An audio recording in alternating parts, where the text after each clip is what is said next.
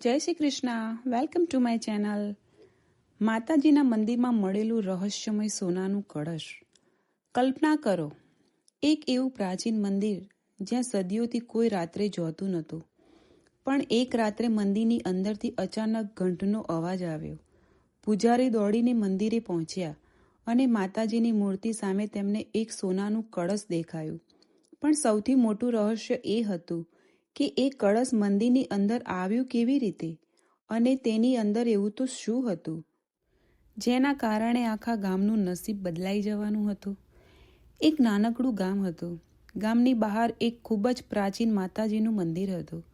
લોકોની માન્યતા હતી કે આ મંદિરની સ્થાપના ઘણા વર્ષો પહેલાં એક મહાન સાધુએ કરી હતી. દરરોજ સાંજ સવાર મંદિરમાં પૂજા થતી, પરંતુ સૂર્યાસ્ત પછી કોઈ પણ વ્યક્તિ મંદિરની આસપાસ જતું નહીં, કારણ કે ગામના વડીલો કહેતા હતા કે રાત્રે માતાજીના મંદિરમાં કંઈક દિવ્ય ઘટે છે. એક રાત્રે અચાનક ટન ટન ટન મંદિરના મોટો ઘંટ વાગ્યો. ગામના લોકો ઘરમાંથી બહાર આવી ગયા.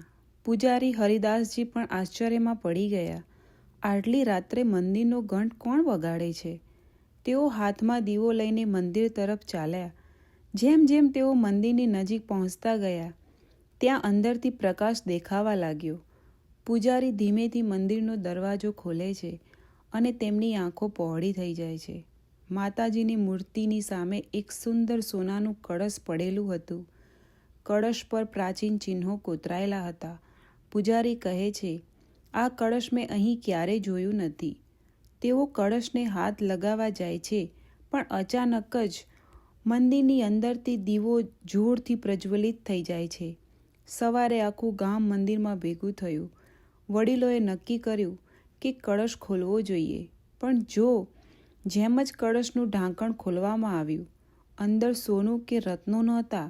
અંદર હતી એક નાની ચાંદીની પેટી અને તેની ઉપર લખેલું હતું, જેને આ મળે તે લોભ ન કરે, કારણ કે આ ધન નથી, માતાજીની જવાબદારી છે.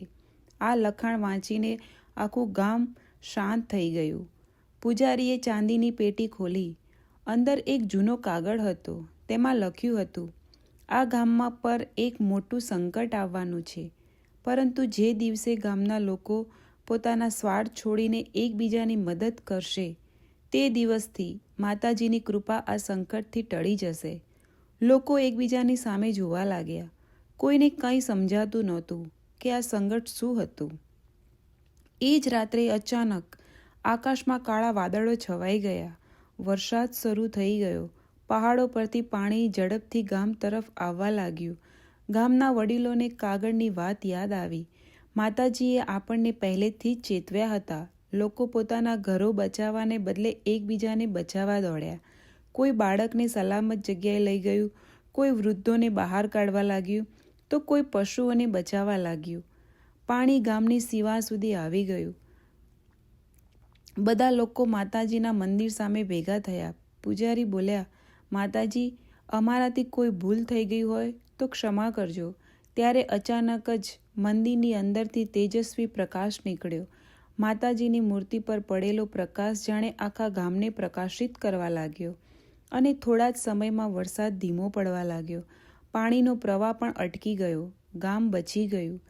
બીજા દિવસે પૂજારી ફરી કળશ પાસે ગયા, પણ સોનાનું કળશ ત્યાં નહોતું. ચાંદીની પેટી પણ ગાયબ હતી. માત્ર એક નાનું ફૂલ માતાજીના ચરણોમાં પડેલું હતું. પૂજારી સમજી ગયા, આ કોઈ સામાન્ય કળશ નહોતું, આ તો માતાજીનો એક સંદેશ હતો. તે પછી ગામના લોકોમાં એક મોટો બદલાવ આવ્યો.